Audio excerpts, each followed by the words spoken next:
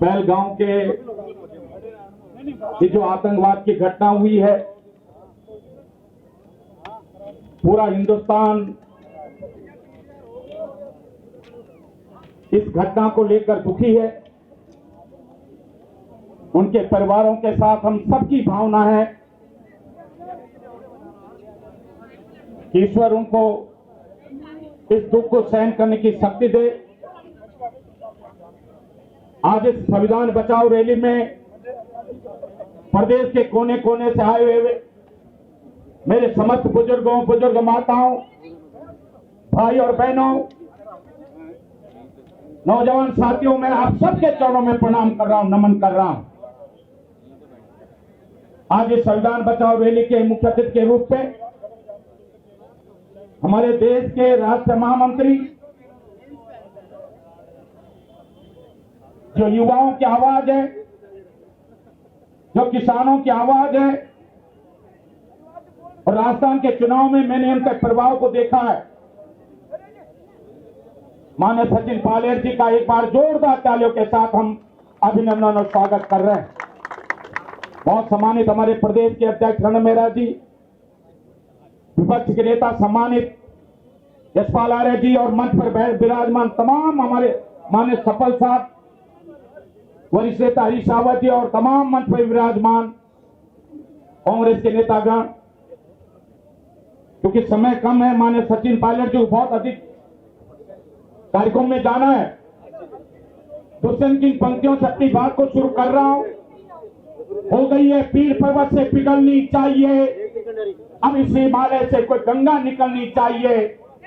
हम सब कांग्रेसों का मकसद सिर्फ हंगामा खड़ा करना नहीं, हम सबका मकसद सिर्फ हंगामा खड़ा करना नहीं, हम सबकी कोशिश है कि देश का संविधान, देश के लोकतंत्र बचना चाहिए, देश का लोकतंत्र बचना चाहिए, देश का लोकतंत्र बचना चाहिए। आज जिस तरह मणिपुर की घटनाओं, राजस्थान में विपक्ष के नेता को जिससे मंदिर में जाने के बाद सफाई अभियान हो, बहु बेटों के साथ अपमान किया जा रहा है, जाति के नाम पर, धर्म के नाम पर जिस देश के संविधान को, इस देश को टुकड़े टुकड़े करने का काम किया जा रहा है। कश्मीर से लेकर कन्याकुमारी तक का एक एक हिंदुस्तानी दुखी है। दुखी है कि नहीं है? हाथ खड़ा करें, सब लोग दुखी हैं कि नहीं है? संविधान बचाना चाहते हैं कि नहीं बचाना चाहते?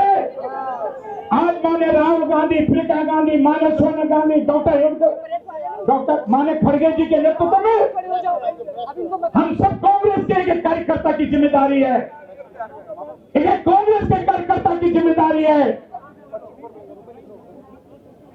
इस संविधान को बचाने के लिए आज हमने रैली की है, जिलों में करेंगे, और जब तक इस देश का लोकतंत्र डॉक्टर भीमराव अंबेडकर के बनाए हुए संविधान में जो सर्व धर्म भाव का, विश्व बंधुत्व की बात करता है, विश्व कुटुंब की बात करता है, ऐसा संविधान जब तक सुरक्षित नहीं रहेगा, एक कांग्रेस ही सड़कों पर संघर्ष करता रहेगा। इन्हीं शब्दों के साथ जय हिंद, जय उत्तराखंड। जब तक कांग्रेस का तिरंगा झंडा है, जब तक कांग्रेस का सिपाही है, तब तक हमारे संविधान को और संविधान के मूल्य और मान्यताओं पर कोई आंच नहीं आने दी जाएगी, और हमारे नेताओं के मान और आदर पर भी किसी तरीके की आंच नहीं आने दी जाएगी। आज हमारी रैली का, हमारे आज के जुड़ाव का यही एक लक्ष्य है, यही एक मकसद है, एक यही संदेश है। मैं आप सबसे एक प्रार्थना और करना चाहता हूँ। हम जिस राज्य में है, ये उत्तराखंड बहुत बलिदानों से बना, बड़े अरमानों से बना, लोगों ने बड़े संघर्ष से इस उत्तराखंड को लोगों ने खड़ा करने का काम किया। ये देवभूमि है, ये बद्रीनाथ, केदारनाथ, गंगोत्री, यमुनोत्री, जागेश्वर, मां काली की भूमि है। और यहाँ इस भूमि के अंदर आज जिस तरीके से झूठ और लूट का बोलबाला है, आज उत्तराखंड के अंदर सत्ता की व्यवस्था झूठ और लूट पर कायम है। कांग्रेस के लोगों, आपके लिए हमारे सबके लिए चुनौती है। पार्टी का अध्यक्ष कि सावर विधायक और सारे विधायकों को कहता है कि विधायक गणों, अवैध खनन हो रहा है उसको रोकने का काम करो, और सरकार कहती है अवैध खनन नहीं हो रहा है, वैध खनन हो रहा है। आप बताइए किस तरीके की लूट है आज? कोई नदी नाला गाड़ गधेरा बचा है आज उत्तराखंड का जहां नहीं खुद रहा है? आज कितनी अजीब सी बात है। दिल्ली के चुनाव में हम सब ने कहा कि एक बोतल के पीछे एक बोतल फ्री वाली ये सरकार बताई। हमने केजरीवाल की सरकार को कहा कि एक बोतल खरीदो और एक बोतल मुफ्त पाओ की सरकार है केजरीवाल की। और उत्तराखंड के अंदर तो आपको हमको सबको मालूम है, एक दुकान ऑक्शन में खरीदो और 3 दुकानें जो है खुद बेचने का काम करो और खड़ा करने का काम करो। मतलब एक दुकान लो और 3 दुकान मुफ्त में पाओ वाली सरकार है। आज ऐसी सरकार को आप और हम बर्दाश्त करेंगे? आप भ्रष्टाचार शिष्टाचार बन गया है। आज बेरोजगारी कहां से कहां पहुंच गई है। 2026 का जैसे ही बिगुल बजेगा 2027 सामने दिखाई देगा। इसलिए 6 महीने के अंदर सारे काम काज छोड़ो, जगह जगह नगर नगर गली गली जाकर के कांग्रेस के झंडे को लेकर के लोगों के पास जाओ, लोगों का आह्वान करें। मैं आपका सबसे बूढ़ा सिपाही और आपसे कह रहा हूं, जितना आप जाओगे आपका आधा जरूर मैं भी जाने की कोशिश करूंगा, चाहे कमर की मालिश करके मैं भी जाने की। लेकिन लड़ना है, संघर्ष करना है। और फिर आपने हमने अरे हमसे क्या छीन, इन्होंने छीन लिया कांग्रेस से, एक इतिहास से छीन लिया और हम इनको बर्दाश्त कर रहे हैं। जो लूट रहे हैं उनको बर्दाश्त करने का काम कर रहे हैं। इसलिए आज आपको हमको सबको आप तो एकजुट होकर के इस लड़ाई को आगे लेकर के चलने का काम करना है। मैं सचिन जी को, सप्पल साहब को, उनके हमारे गणेश गोदियाल जी और दूसरे साथियों के माध्यम से सारी वर्किंग कमेटी को और कांग्रेस के नेतृत्व को बहुत बहुत धन्यवाद देना चाहता हूं। हम सीमांत क्षेत्र हैं उत्तराखंड, हम सेना में भर्ती होना हमारा गौरव है, हमारी परंपरा है। और कश्मीर की धरती में सबसे ज्यादा खून, हमको गर्व है इस बात का, सबसे ज्यादा खून हमारे उत्तराखंड की बेटियों का रहा है, हमारे बेटी का।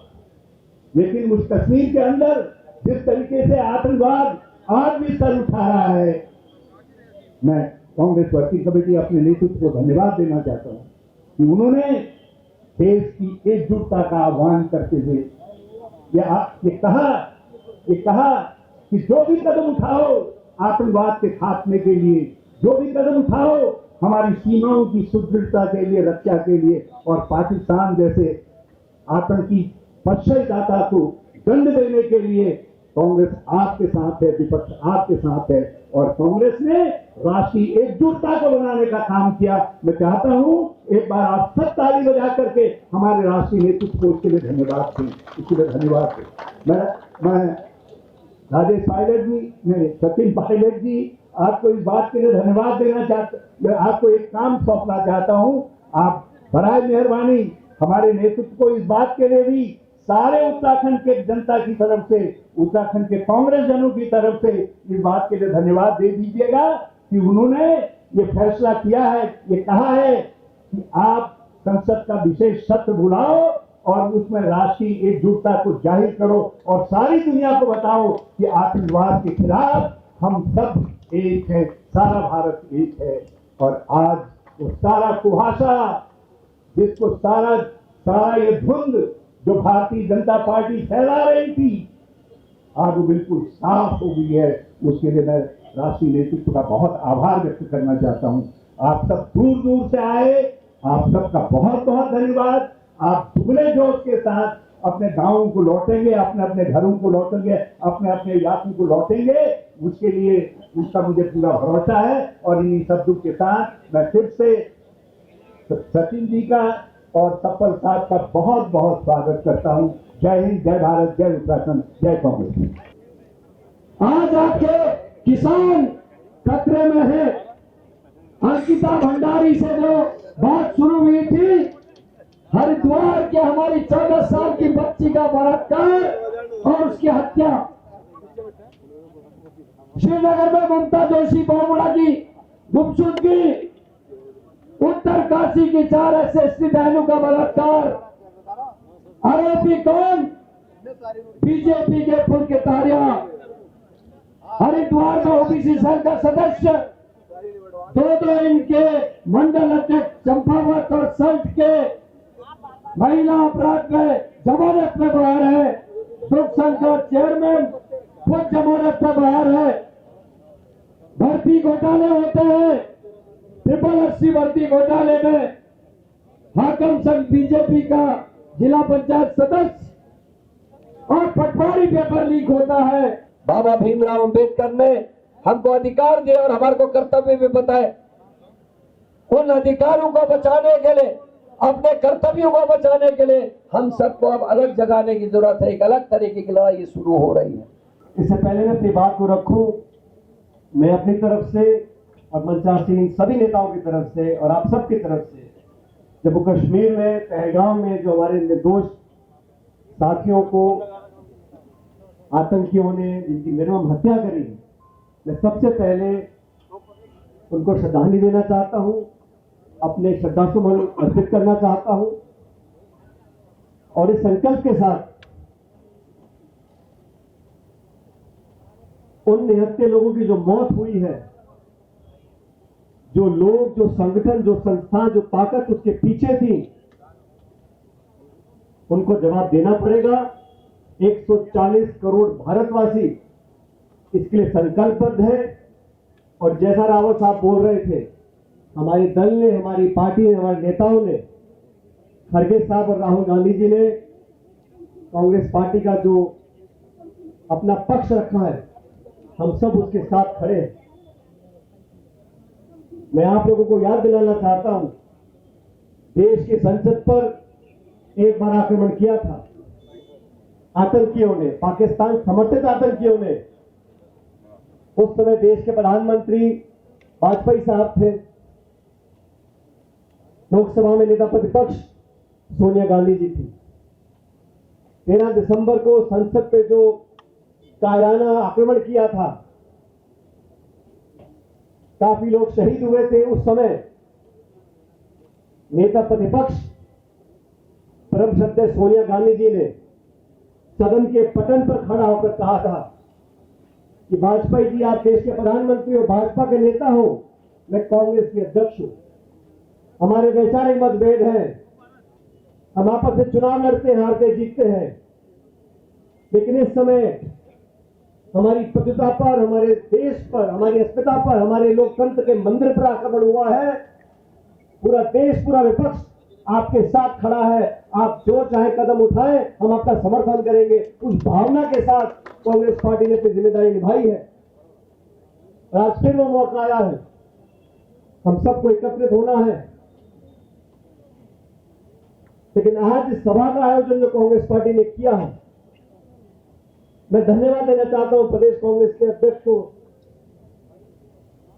आप सबको आमंत्रित किया, तमाम जिले के अध्यक्ष, पदाधिकारी, हमारे नौजवान साथी, युवक कांग्रेस के, एसवाई के, महिला कांग्रेस के, सेवा दल के, आप सब यहां पर आए। समूचे भारतवर्ष में कांग्रेस पार्टी ने जनता को जागरूक करने का अभियान छेड़ा है। जागरूक इसलिए करना चाहते हैं, देश का नागरिक नासमझ नहीं है, लेकिन ये बात बताना जरूरी है कि हमारे संविधान को, जिसको 70-75 सालों से अलग अलग सरकारों ने पोषित किया है, सरकारें कांग्रेस की हो, गैर कांग्रेस की हो, इतिहास गवाह है, हर सरकार ने संवैधानिक संस्थाओं को मजबूत करने का काम किया। अलग अलग विचारधारा है, नाना प्रकार के पॉलिटिकल पार्टियां हैं, दल बनते टूटते हैं, सरकारें आती चली जाती हैं, लेकिन जिन लोगों ने देश को आजादी दिलाई थी, हजारों लाखों ने लोगों ने शहादत दी थी, देश को आजाद कराकर जो संविधान का निर्माण किया था, उस संविधान की रक्षा हर व्यक्ति, हर पार्टी, हर दल ने करी है। दुर्भाग्यवश आज इस मौके पर जिन लोगों के हाथ में सत्ता पिछले 11 साल से है, उन लोगों ने सोच समझकर नीतिगत तरीके से संवैधानिक संस्थाओं को निरंतर खोखला करने का काम किया। ऐसा नहीं है कि भाजपा के साथियों ने संविधान के पल्ले फाड़ दिए हों, संविधान के आगे वो भी शीश झुकाते हैं, संविधान पे आकर का कसम खाते हैं, लेकिन संविधान की जो भावना है, संविधान में लिखा है हर नागरिक बराबर है, कोई पक्षपात नहीं होगा, कोई भेदभाव नहीं होगा, हर मजहब, हर धर्म, हर जाति बिरादरी के व्यक्ति को बराबर का अधिकार है, कोई असुरक्षित महसूस नहीं करना चाहिए। संवैधानिक संस्थाओं का निर्माण इसलिए किया था ताकि चुनाव निष्पक्षता से हो। इस दुनिया में 200 मुल्क हैं, लगभग सब में लोकतंत्र है, हमारे आसपास के देशों में लोकतंत्र है, लेकिन कभी आपने सुना है कि दुनिया के लोग बोले कि पाकिस्तान का लोकतंत्र इससे बढ़िया है? कोई उदाहरण नहीं देता लोकतंत्र का बांग्लादेश में, श्रीलंका में, नेपाल में, भूटान में। भारतवर्ष में लोग लोकतंत्र का उदाहरण क्यों देते हैं? भारतवर्ष में लोकतंत्र का उदाहरण इसलिए देते हैं साथियों, वोट तो बाकी देशों में पड़ती है, वोट तो खाड़ी के देशों में पड़ती है, वोट तो सिंगापुर में भी पड़ती है, लेकिन मात्र वोट डाल देना यह लोकतंत्र नहीं है। लोकतंत्र वो है जहां हर व्यक्ति को अपनी बात बोलने की आजादी हो। लोकतंत्र वो है जहां चुनाव आयोग निष्पक्ष हो। लोकतंत्र वहां हो जहां लोग अपने आप अपनी भावना प्रकट कर सकते हैं। भारत में लोकतंत्र की जड़ें क्यों मजबूत है? ये भाजपा के साथी पंडित नेहरू को, कांग्रेस पार्टी को कोसने का काम करते हैं। अगर लोकतंत्र मजबूत नहीं होता, हर व्यक्ति को बराबर वोट का अधिकार नहीं होता, तो आज जो सत्ता में लोग बैठे हैं क्या वो शासन कर पाते? जब देश आजाद हुआ था, कांग्रेस सबसे बड़ा दल था, उस समय विपक्ष चंद जगहों पर था। उस समय ऐसी व्यवस्था का निर्माण कर सकते थे कांग्रेस के नेता महात्मा गांधी, पंडित नेहरू, कि हमेशा सत्ता का सुख लेते। उन्होंने अपने कैबिनेट में अलग अलग दल के लोगों को शामिल किया, लोगों को अधिकार दिए, ताकत दी। मुझे दुख है कहते हुए, पिछले 11 सालों में जनता ने भी विश्वास कर वोट डाल दिया, लेकिन वोट देने के बाद जो व्यवस्था बनी है देश के अंदर, राहुल जी ठीक कहते हैं, महाराष्ट्र में जितने मतदाता नहीं है उतने वोट पड़ गए। निर्वाचन आयोग के मुखिया का चयन कैसे होता था? प्रधानमंत्री होते थे, नेता प्रतिपक्ष होते थे और मुख्य न्यायाधीश चीफ जस्टिस होते थे। 3 लोगों की कमेटी होती थी और एक निष्पक्ष चुनाव आयोग का अध्यक्ष चुनाव होता था। भाजपा की सरकार ने कानून बदल दिया, चीफ जस्टिस को हटा के वहां पे मंत्री डाल दिया। अब प्रधानमंत्री, मंत्री और नेता प्रतिपक्ष 3 में 2 का बहुमत होगा। अब मन चाहे किसी को अपना चुनाव आयोग का अध्यक्ष बना लीजिए। निर्वाचन आयोग का जो मुखिया है, उसके चयन की प्रक्रिया में बदलाव करने की क्या जरूरत थी? इस बात को दर्शाता है, कांग्रेस पार्टी ने कहा महाराष्ट्र के चुनाव हुए, वोटर लिस्ट की हमने मांग करी, लोकसभा में जो वोट है, विधानसभा के वोट है, हर पार्टी को अधिकार है कि वोटर लिस्ट की आप एक प्रतिलिपि मांगे। निर्वाचन आयोग ने मना कर दिया। हम लोग कोर्ट में गए, कोर्ट ने आदेशित किया निर्वाचन आयोग को कि आपकी जिम्मेदारी कानून में लिखा है, मतदाता सूची आप कांग्रेस पार्टी को दीजिए। उसी दिन निर्वाचन आयोग के रोकने के लिए भारत सरकार ने कानून बदल दिया। अब अनिवार्य नहीं है, कानून में संशोधन कर दिया कि वोटर लिस्ट पॉलिटिकल पार्टी को देना अनिवार्य नहीं है। आज इस मुकाम पे हम लोग खड़े हैं साथियों, ये बात सिर्फ देहरादून उत्तराखंड की नहीं, पूरे देश में पिछले साल चुनाव हुए और वो लोग जो बोलते थे 300 पार, 400 पार, 500 पार, घमंड की प्रतिकाष्ठा कर दी उन लोगों ने। मैं धन्यवाद देना चाहता हूं देश के लोगों का, 240 पे लाकर टेक दिया। 2 बैसाखी लेकर सरकार चला रहे, प्रतीक नहीं होने देते। जिस दिन नीतीश कुमार जी और नायडू जी ने अपना बैसाखी खींच ली, उस दिन पता पड़ेगा। लेकिन लोकतंत्र में मतदाता और जनता सबके मुखिया। हम कितने बड़े पद पर पहुंच जाएं। लोकसभा चुनाव में क्या भाषण दिया प्रधानमंत्री जी ने? कांग्रेस अगर जीत गई, आपके मंगलसूत्र को छीन लिया जाएगा। याद है आप लोगों को? कहते थे अगर घर में 2 भैंस है, एक भैंस को खोल के ले जाएंगे। इस प्रकार के भाषण लोगों को भ्रमित करना, जुमले देना। और मैं तो धन्यवाद बोले करता हूं इस जनता का कि हमारे गठबंधन को 234 सीटें मिली और 292 एनडीए को मिली। लेकिन आज भी हमारी जिम्मेदारी उतनी है। हम कांग्रेस पार्टी के कार्यकर्ता साथी, जो लोग हैं मंच पर बैठे हैं, जो लोग आप सामने बैठे हैं, हम सब एक परिवार के लोग हैं। कोई किसी पद पे हो या ना हो, लेकिन हम उस विचारधारा से बने हैं जिसने इस पार्टी ने देश को, प्रदेश को अपने खून पसीने से सींचा है। जिन लोगों ने शहादत दी है, कुर्बानियां दी है देश को रखने के लिए। कौन वो भाजपा का नेता है जिसने अपने छाती में गोली खाई हो? इंदिरा गांधी कुर्बान हो गई देश के लिए। राजीव गांधी को बम से उड़ा दिया, बेल सिंह को बम से उड़ा दिया। भाजपा के किस नेता ने अपना नाखून कटाया देश के लिए?